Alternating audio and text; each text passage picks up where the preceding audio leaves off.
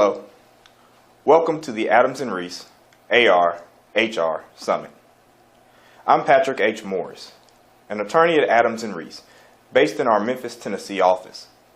I'm a member of the firm's litigation practice group and a member of our labor and employment team.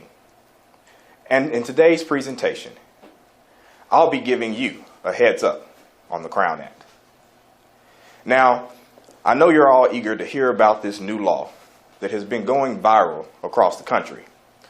But before we get started, allow me to go over just a few housekeeping matters.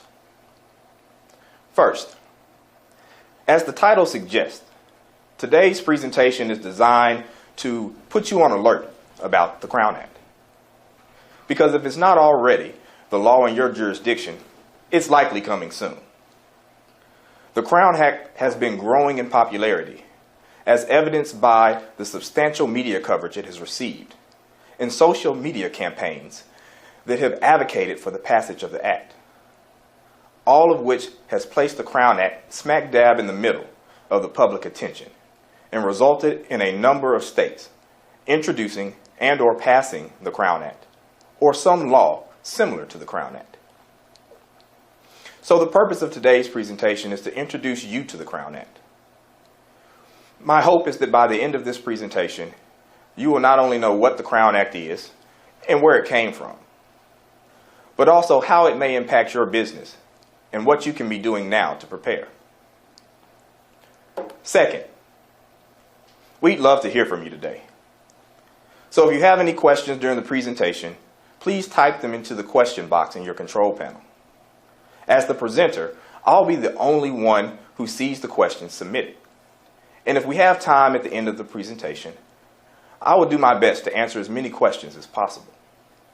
However, if we run out of time, we'll answer your questions after the presentation by email. Finally, but perhaps most importantly if you're here for the CLE credit, near the end of the presentation, you'll see a badge appear on your screen where you can download the continuing education certificates. Now, without further ado, let's get started. So the first question that you may be asking is, what is the Crown Act? Well, like most legislation, the Crown Act is an acronym, and it stands for Creating a Respectful and Open World for Natural Hair. The Crown Act's purpose is to protect against discrimination based on traits historically associated with race, such as hair texture and protective hairstyles. Now, we'll talk about that a little more, and I'll give some examples of what they are later in the presentation. But for now, what the Crown Act does is extend statutory protection to these traits by amending the definition section of existing laws to add two specific definitions. The first being an expansion of the definition for race, and the second being an entirely new definition that defines protective hairstyles. And this protection is applicable in employment and education. But the focus of today's presentation is on the application of the Crown Act in the world of employment. So now that you know a little bit more about what the Crown Act is, you may be asking yourself, where did it come from? Why is it needed? And why has it drawn so much attention in these recent years? Well, the Crown Act was created in 2019 by Dove and the Crown Coalition in partnership with then California State Senator Holly J. Mitchell, who is credited with being the first to introduce and name the Crown Act in her California State Senate Bill, SB 188. And the Crown Act grew out of a 2019 research study that was conducted by the Joy Collective.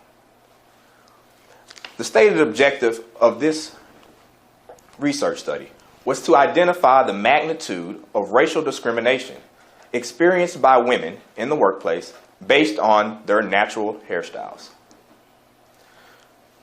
The study surveyed about 2,000 women. Approximately half of those were black and the other half were non-black. Of the non-black participants in the study, the majority of them were white, approximately 92%. The women participating in this study ranged in age from 25 to 64, and they were either employed full-time in an office or sales position or had been within the last 6 months. And the data collected in this study was tested at a 95% confidence rating. As a result of this study, the Joy Collective identified some staggering statistics that led to key findings confirming that workplace bias and corporate grooming policies unfairly impact black women. So let's take a look at some of those key findings.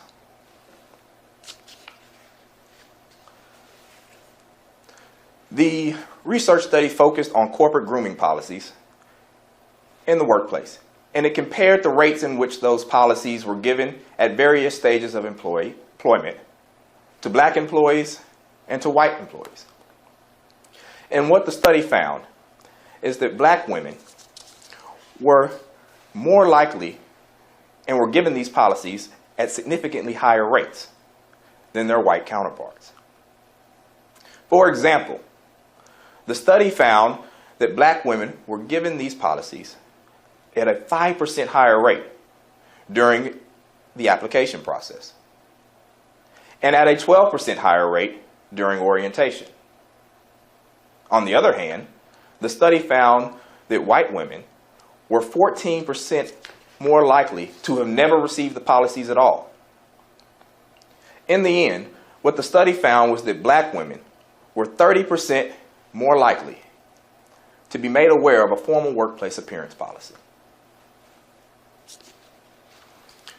The study also looked at the impact that hair discrimination has on company culture. And what it determined was that black hair is more policed in the workplace. This leads to black women being pressured to change their appearance, such as straightening their hair, to meet certain stereotypical norms of professionalism.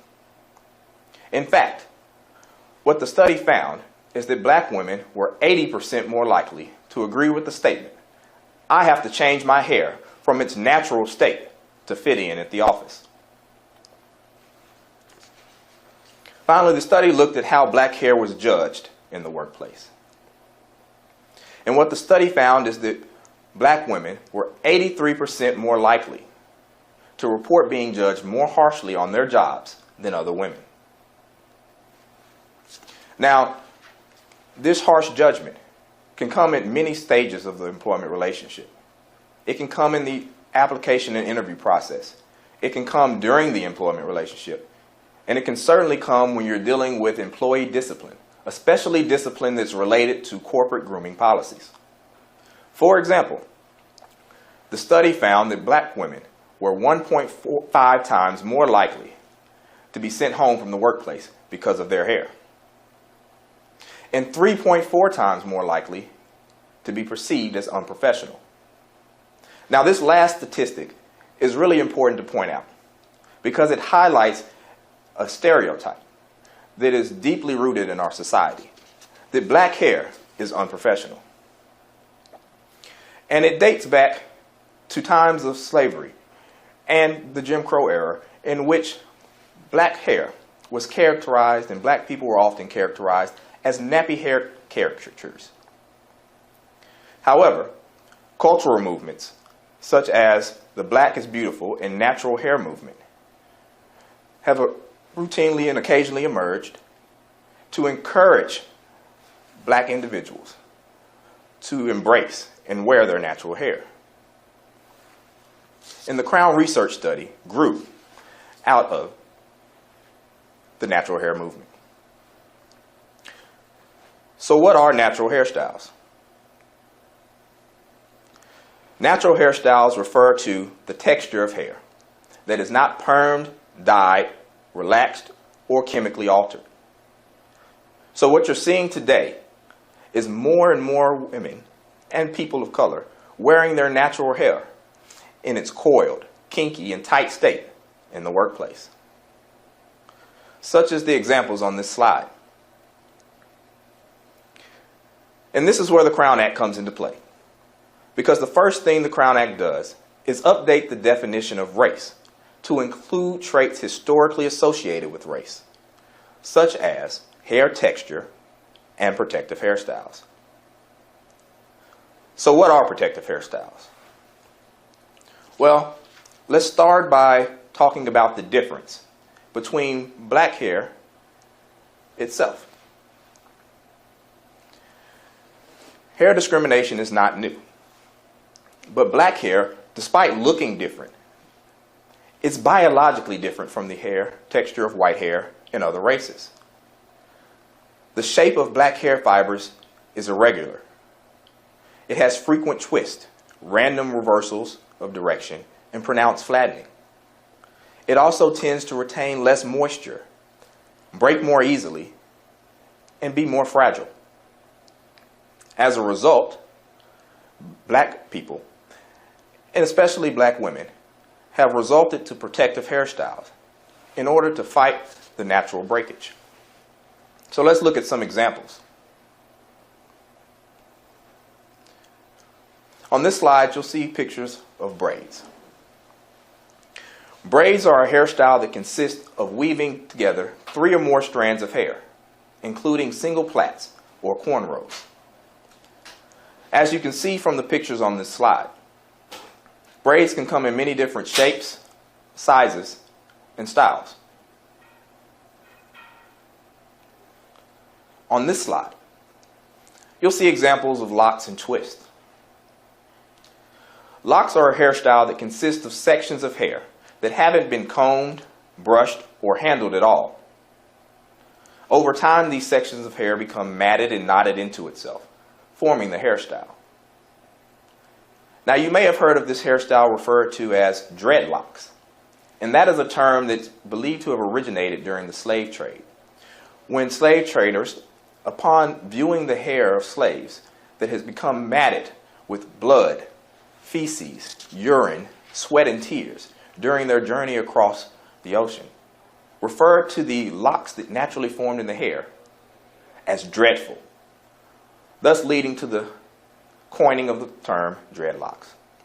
However, in recent times, the term dread has been dropped from the name of this hairstyle due to its negative history and connotation.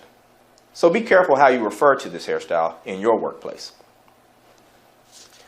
Twists, on the other hand, are a hairstyle that is achieved by dividing hairs into sections, twisting strands of hair around one another, and then twisting 2 twisted strands of hair around each other. As you can see, like braids, locks and twists come in many different shapes, sizes, and styles. Finally, on this slide, you'll see examples of knots. And knots are a hairstyle that is made by twisting hair around itself until it forms a knot that resembles a stack of tires, and is often used as a protective hairstyle for individuals and in overnight routines to preserve longer lasting and more defined curly styles. Now, you may note that the definition of protective hairstyles in the Crown Act didn't specifically list knots. But remember, the definition of protective hairstyles is not an exhaustive list. It includes, but is not limited to, such hairstyles as braids, twists, and locks. Knots are just another example of a protective hairstyle you might see in your workplace. So where is the Crown Act? As I mentioned, the Crown Act was first passed in California, and it was passed on July 3rd, 2019. 2 years later, as of June 30th, 2021, 13 states and 30 municipalities have passed the Crown Act. On this slide, you'll see a map that shows those states and municipalities. And I won't read each to you because we only have a little bit of time. But this map also shows several jurisdictions that have introduced the law, but have not yet passed it. Additionally, I will note that on the federal level, In December of 2019, the House passed a bill, H.R. 5309, designated as the Crown Act of 2020. And this act stood to extend even broader protection than what we're seeing in the state acts, because it would have applied to all areas of federal civil rights, including in areas of housing discrimination, federally assisted programs, and employment. The U.S. House of Representatives passed this act in September of 2020, and it was referred to the Senate. Unfortunately, the Senate did not vote on the bill. But in March of 2021, U.S. Senator Cory Booker reintroduced the bill in the Senate as Senate Bill 888. And that bill has been referred to the Committee on the Judiciary. So we'll see what happens in the federal sector soon. So, how will the Crown Act impact your business?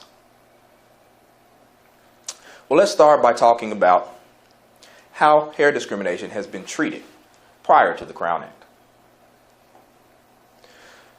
Prior to the Crown Act, federal courts, they didn't really protect against hair discrimination. They actually failed to protect against it. And they mainly relied upon the immutability doctrine to find that federal law did not protect hair. Now, there are two major employment cases that are often cited for dealing with hair discrimination, and they are Rogers versus American Airlines and EEOC versus Catastrophe Management Solutions. So let's look at Rogers. Rogers versus American Airlines was a case from the Southern District of New York in 1981. In this case, the plaintiff was a black woman who worked for American Airlines for approximately 11 years, and she wore her hair braided into a protective style known as cornrows. American Airlines had a grooming policy at the time that prohibited employees in certain employment categories from wearing all braided hairstyles. So the employee sued under Title VII of the Civil Rights Act, and American Airlines moved to dismiss. And what the district court found is that American Airlines' grooming policy did not violate federal discrimination law. And in the case, the court looked to and drew a distinction between a natural hairstyle, such as an afro, and a protective hairstyle, such as an all-braided hairstyle like the plaintiff's cornrows.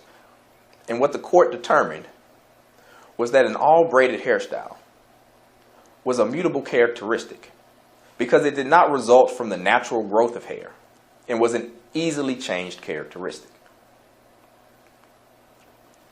35 years later, in 2016, the 11th Circuit decided another case, EEOC versus Catastrophe Management Solutions.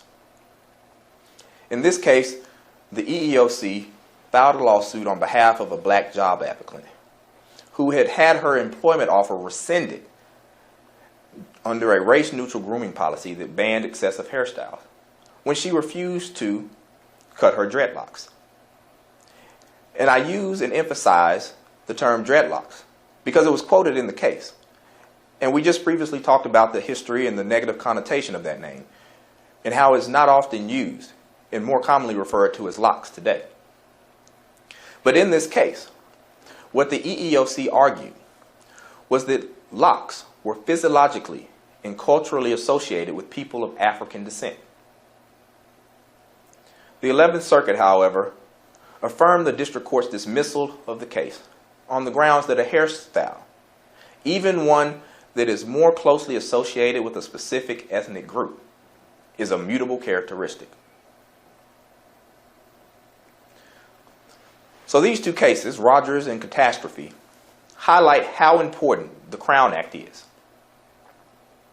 By amending the definition of race to include traits historically associated with race, such as hair texture and protective hairstyles, and by adding a definition for protective hairstyles, The Crown Act operates to fill a gap of protection for an already protected group.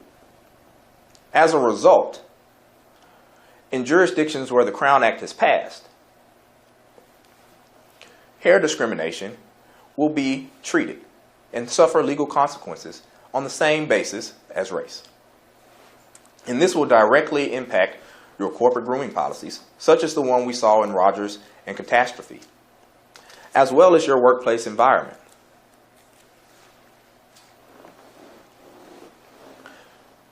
So, what can you as employers do today to start preparing for the Crown Act? Well, here are 3 things that you can do. First, you can review your employee handbooks and your workplace policies, especially those that relate to grooming policies. Consider whether you need those policies and want to keep them. If you decide that you have a safety or a legitimate business reason for those policies and want to keep them, be sure to update those policies to remove any reference to natural hair or protective hairstyles, or any reference to any ambiguous language that could be construed as relating to natural hair or protective hairstyles, and even including potential shaving requirements. Second, educate your employees, especially your supervising employees, about the Crown Act. And this includes educating them about issues of natural hair and protective hairstyles. Also recognize that this is not just an issue that relates to your supervising employees and your white employees. You could be subjected to liability from an employee who might be oblivious to the issue altogether and makes inappropriate comments in your workplace. In addition, because these stereotypes are so deeply rooted within our history and within our society, you could be subjected to risk by a black employee who applies pressure to another black employee by telling them things such as, if you want to get ahead in this job, if you want to get promoted, if you want to succeed, you need to change your appearance. You need to change your hair. These are the exact things that the Crown Act works to protect. So be sure that when you're educating your employees, you're educating all of your employees. And third, ensure that if you decide to keep these policies, ensure that the distribution and enforcement of these policies are uniform. For example, if you have an employee handbook where you keep all of your policies, distribute the entire handbook to your employees, rather than distributing the policy individually and potentially singling out protected employees. And with that, ladies and gentlemen, that is the end of my presentation, but it does look like we have time for a couple of questions. So let's look and see what we have. The first question asks, does the Crown Act apply to both men and women's hair? Because it seems like most of the focus is on women's hair. Well, the answer to that question is yes. The Crown Act does apply to both men and women equally. Now, the Crown research study that we talked about earlier in the presentation, it did focus primarily, or actually entirely, on women's hair in the workplace. But if you read the plain language of the Act, it does not apply to women or men specifically. Individually, it applies to them both equally. Additionally, you will see both men and women wearing many of the protective styles, such as braids, locks, and twists in your workplace. So let's take another question.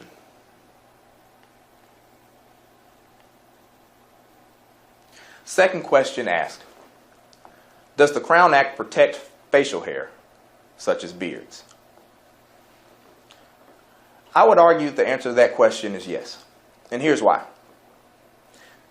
The Crown Act operates to amend the definition of race to include but not limit traits historically associated with race, such as hair texture. And when we were talking about the characteristics of black hair, texture. Black hair tends to curl. And one issue that black men especially have an issue with, and I can speak from experience, is we tend to get ingrown hairs. And that can cause a host of problems. So I would argue, because there is a direct link to hair texture, the Crown Act would apply to facial hair such as beards. And it looks like we may have time for one more question. So let's see. Last question we'll ask if we have an employee appearance policy that prohibits employees from dyeing their hair extreme colors. For example, dyeing their hair pink. Would an employee dyeing their hair be protected under the Crown Act? So I would say an employee dyeing their hair would not be protected under the Crown Act. If you look at the definition of race under the Crown Act, again, it applies to traits historically associated with race, including but not limited to hair texture and protective hairstyles. And protective hairstyles are also defined by the Crown Act. Hair color is arguably not a characteristic of hair texture. Additionally, if you think back to the beginning of the presentation when we discussed natural hair texture, we discussed that it is texture of hair that is not relaxed, permed, dyed, or otherwise chemically altered. Additionally, hair color is not a protective hairstyle. So, I would argue the Crown Act does not apply. However, where it could get interesting and where I would not be surprised to see some creative plaintiff's attorney perhaps exploring this definition of race, is that the Crown Act operates to amend the definition of race in already existing laws. And it provides hair texture and protective hairstyles as a non-exhaustive list of these traits. So a creative plaintiff's attorney may try to challenge some other trait, maybe hair color, maybe something entirely unrelated to hair, on the basis that it is a trait historically related to race. Now, we'll have to wait and see how the courts handle that issue if and when it comes up. But for now, as it pertains to hair color, I would argue that the Crown Act does not protect hair color. And at this time, ladies and gentlemen, that's about all the time that we have. We thank you for your time today and participating, and we hope that you will join us in some of the remaining presentations this week. Thank you again, and I hope you have a good day.